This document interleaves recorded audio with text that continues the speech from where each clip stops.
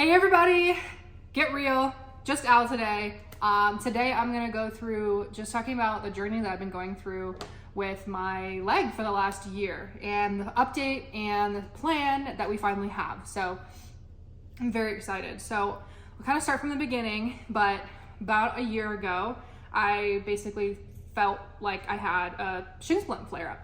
So I had shin splints before and it felt pretty similar. I was like, okay, shin splints, here's what I need to do. I need to kind of lay off a little bit of the impact. I need to strengthen, my tibialis muscle and all those good things. Work with my physical therapist, do some rehab, cupping, dry needling, manual therapy, all of those great things. And kind of over the course of the next couple of months, it didn't seem to really be getting better. If anything, it was almost kind of getting worse. And I was still playing tennis at the time, but I was on the tennis court limping around. Like, it was not a good experience at all.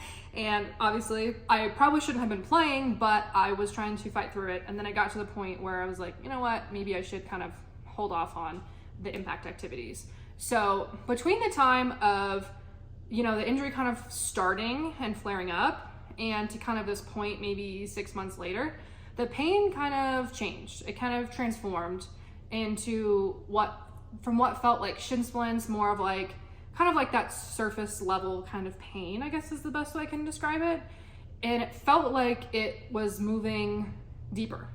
So I felt it like deep inside my leg, almost like it just feels like it's like on my, like in my bone, like it just feels like crazy like that. So I continued to work with, physical therapists a little bit more, and we tried to attack different areas. So we tried to attack like my soleus and my gastroc and even like my feet. I was doing toe yoga. I was doing pretty much trying everything. And the results were just like mixed. So like some things would cause, they would give me temporary relief, but nothing ever like actually helped to the point where I felt like I was actually like getting better.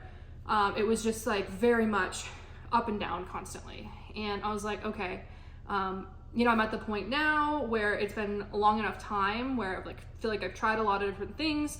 I've tried to hold back on impact. I've tried to add it back in. I've tried to do all this other crazy stuff. And, I just feel like we're kind of at this point where, I think we need to take it kind of to the next level. So upon the advice of my physical therapy team, I went in for an X-ray, and went in for an X-ray looking for a stress fracture. And I actually got an X-ray, I think in the summertime. So I think in July. And this is kind of where everything gets a little wonky. And here's where I will give some advice. We got the X-ray looking for a stress fracture. And I went to urgent care, which was probably, I don't know, in hindsight, maybe not the best idea. But we just wanted to get an X-ray so we could see if there was a stress fracture. So I go to urgent care. And they're like, hey, there's no stress fracture. Move on, like continue physical therapy, whatever. And I was like, okay. And at this point, I was so frustrated because I was like, I've tried everything and like this pain is so bad. Like, how can it not be a stress fracture? I was like, just like so angry and confused that it just didn't feel like I was getting any closer to an answer or any closer to relief. And the next issue that we kind of had was, my PT was like, hey, like, if you could get your hands on the X-ray, like, I'd like to just take a peek at it, just look at it. And I was never able to obtain the X-ray. And it, for whatever reason, obviously I didn't really like try hard enough, which again, in hindsight is my problem.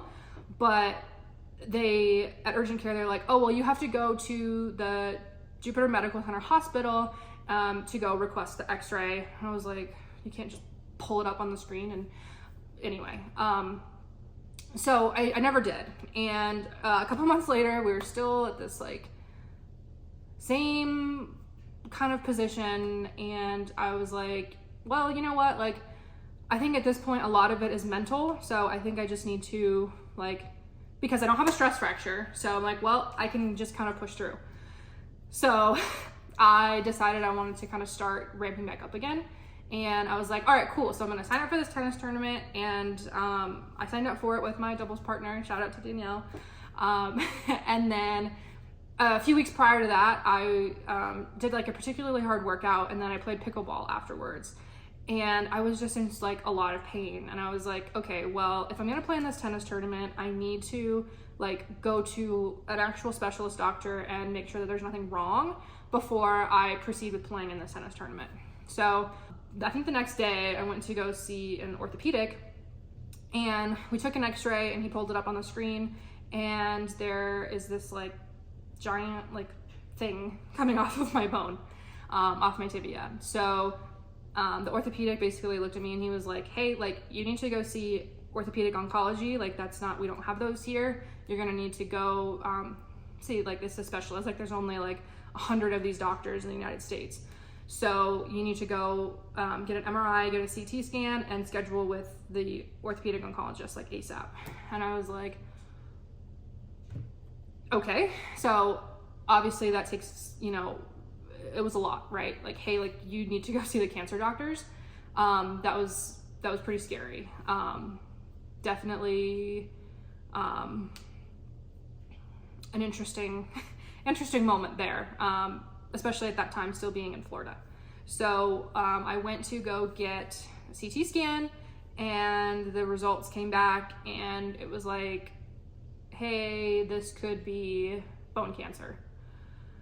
So that was pretty freaky, again, just based off the fact that that's kind of what like testing might have suggested. But I still had to get an MRI, but my MRI was a couple weeks like away from that, and I couldn't see the doctor again until I had all the imaging. So, and this was between me moving back to Colorado, so there was a little bit of like delay in the time and all that. So made it back to Florida, got an MRI, and the MRI came back and it was like, hey, this potentially is just like a bone cyst, like a benign bone tumor. So that made us all feel quite a little bit better. But they were like, well, we still need to send you in for a biopsy to test the tissue just to like be sure what we're dealing with, because we can't really tell all the way from the imaging. So luckily I know somebody who is well connected in the medical space. She's an oncologist. So she was able to help me kind of navigate how to get in to like the right doctors. So forever grateful for that.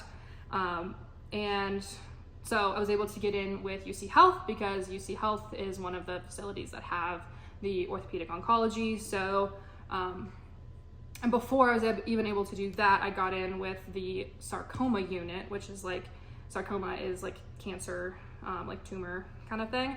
So I got scheduled in with them, and I got in for the biopsy like a few weeks later. So this whole time, it's chaos.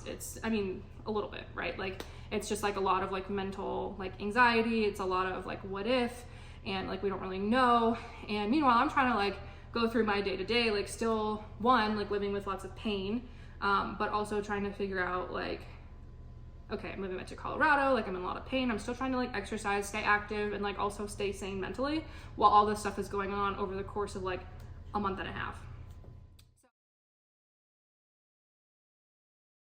Finally, I go in for the biopsy procedure, and that was absolute, it was an interesting procedure.